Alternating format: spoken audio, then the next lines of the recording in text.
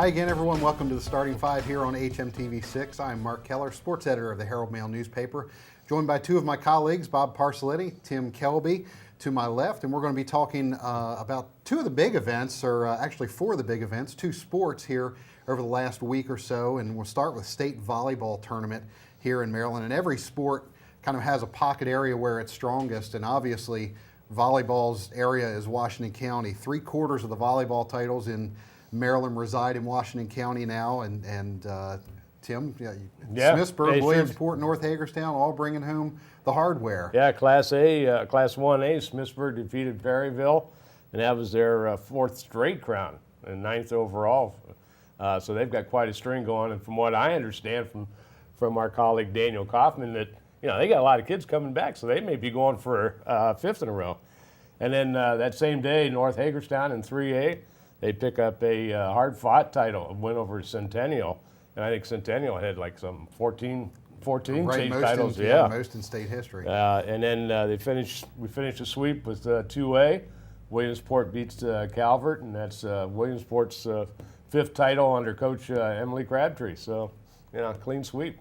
Yeah, and one of Dan Kaufman's stories, and if you haven't read his stories, Dan did a spectacular job covering the tournament this year. But he said a metro area writer said, well, it looks like the balance of power has sort of shifted to Washington County. I mean, has it really shifted, or are people just noticing now? I mean, well, I think part of what's going on is that there is a really big emphasis in volleyball in this area, and because of it, it's reaping the benefits. I think when I first got here 25 years ago, it was down on the shore. North Carolina was the team that Williamsport was always chasing, and they always played them, and they always battled them, and that was like the big rivalry back then. But now I think slowly but surely, because of maybe the Smithsburg and Williamsport, how good they got back in that time period, it's all carried over now into the rest of the schools. Yeah, but I mean, it's taken some time, because Williamsport's got 13 titles now, so it hasn't been something that has happened overnight. No, but I mean, I think that was a starting point. And I wondered where this guy was saying that power has shifted. That's 24 titles for Washington County. It just doesn't come overnight. Right. Well, is it just the fact that now we're starting to see the schools spread over different classifications? Because for years, Smithsburg and Williamsport were always battling for that 1A West title. Now you've got Williamsport in 2A, and North has really come on strong in 3A. I think one of the things that really magnified the situation is that it was one pocket area that had 3 titles in 1 year. Yeah, you figure that's what doesn't happen. A 10-mile radius, basically, for that. Right. But I think the other part of it, too, is that in the past, those papers down there didn't pay attention down here. And with Washington County winning 3 of the titles, they were forced to pay attention now. Yeah, absolutely. Well, it's much like they do in any other sport, too. They don't pay any attention to what's going on up here. Yeah, we're kind of, it stops at Frederick, right? We hear that so often. Well, and a lot of emphasis has been placed on the club programs here in Washington County, but I think if you look at the coaches as well, these 3 coaches in particular, Emily Crabtree at Williamsport, Rachel Brashear at Smithsburg, Megan Crawford over at North Hagerstown, all played the sport, all played for championship coaches. I mean, Megan Crawford played under Emily, right? So they, a lot of experience. Yeah, and I think is it sort of a winning begets winning kind of thing? Well, you figure all 3 of them are from the 2 of the schools that are the 2 schools that have brought in most of the award, championships here. I mean, Rachel, she played for her mom and some others back when she was in high school, and they've won 4 in a row under her. I mean, they know what they're doing, and the girls buy into it. And in a lot of cases, it's not so much who's playing as the program. I mean, there are teams that do well because their program runs well, and I think that all of these have become that. Yeah, and we get ready for kind of awards season here at the Herald-Mail. I do not want to be in Dan Kaufman's chair, his shoes. He's got a heck of a choice to make. Who's going to be coach of the year? You got 3 state champions. How about the player of the year? With 3 state champions, and having co-player of the year and co-coach of the year.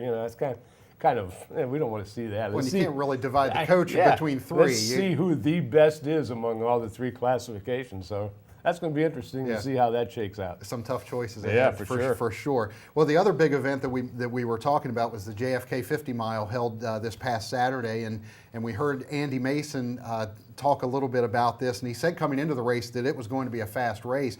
You got the guy David Riddle, who set the course record last year, coming in, and Andy said he's not even the favorite. Well, he knew what he was talking about. Yeah, he just beat us out.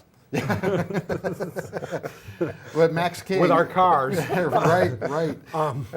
Max King ends up winning the race from Oregon, and you described him as a machine, Bob. Well, he was the favorite, and just reading Andy's preview and watching him, I mean, he was good in a couple of disciplines. He was good in trail running. He was good, and he's done well, I guess, in the mountainous type things. So I mean, that's two of the disciplines. I've talked to a couple people that have run it and it's basically 4 disciplines in there. I mean, it's a climb, it's rocky, it's a marathon on the towpath, and then there's hilly running on pavement. So I mean, there's 4 different disciplines. And the one person I talked to that said the hardest part of it is that especially on the towpath, is that you're using the same muscle group all the time, so you get really sore and really bored. And this guy just powered through it.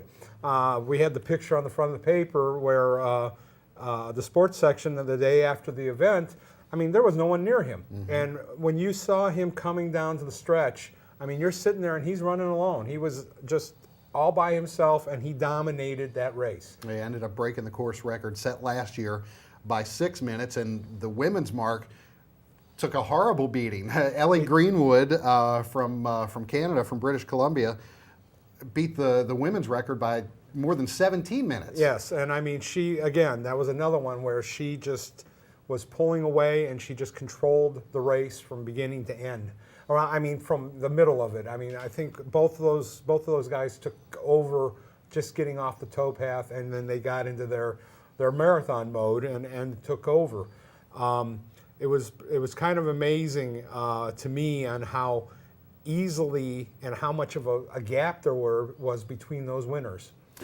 Greg Zaruba was the top Washington County finisher, placed 46th. I think we need to start our campaign now to get our Andy Mason back in there. We need a county guy in the top 10 again. You want to take that, Tim? And sure, get back into sure. I'll go out and run myself. I think. No, really, we do need Andy. Let's get Andy back in there next year, bud. He's an elite. He needs to be back in there. So more on the starting 5 coming up here in just a few minutes.